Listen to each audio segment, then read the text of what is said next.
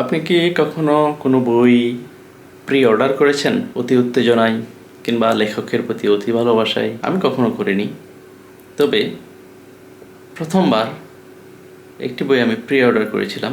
লেখকের প্রথম বই পড়ে আমার এত ভালো লেগেছিল, মনে হয়েছিল সাহিত্য জগতে একজন সম্ভাবনাময় লম্বা রেসের ঘোড়া একজন লেখক এসেছেন। তার প্রথম বই পড়ে মুগ্ধ হয়ে আমি দ্বিতীয় বই যখন আসার ঘোষণা শুনলাম, আমি প্রি অর্ডার করলাম এবং আমি বইটি হাতে পেলাম। সাথে সাথেই পড়া শুরু করে শেষ করলাম অল্প সময়ের মধ্যেই। বইটি হচ্ছে ক্যাফে রেভলিউশন, লেখক মুরাদ কিবরিয়া। এটি তার দ্বিতীয় উপন্যাস। প্রথম উপন্যাস নিনাদের গল্প আমি অনেক পড়েছি আপনাদের কাছে, আমার পোস্টেই আছে। নিনাদ পড়ে আমি মুগ্ধ হয়ে দ্বিতীয় উপন্যাস কেনার পরে আমি কতটুকু পেলাম সেই নিয়ে আজকের কিছু কথা বলবো।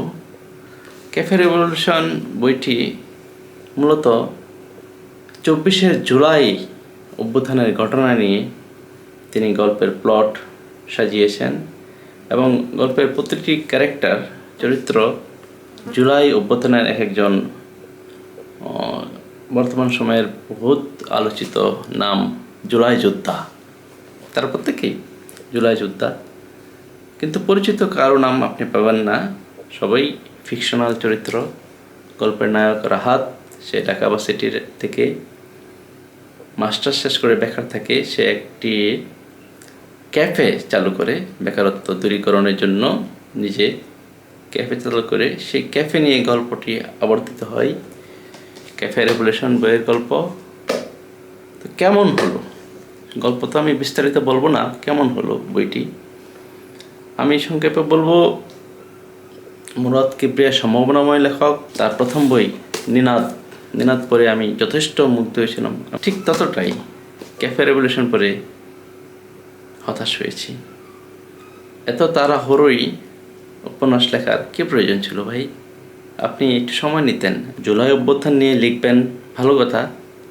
সময় নিয়ে যত্ন সহকারে বড় একটা আখ্যান তৈরি করতে পারতেন। আমি বইটি পড়ে মনে হলো এটি কোনো সাহিত্য নয়, বরং দিনলিপি, জুলাইয়ের দিনলিপি আপনি উপন্যাস বলে চালিয়ে দিয়েছেন। ভাইয়া, আপনার প্রতি আমি খুবই হতাশ। আশা করি তৃতীয় উপন্যাসে আপনাকে প্রকৃত মুরাদ কিবরিয়াকে আমরা পাবো। ধন্যবাদ।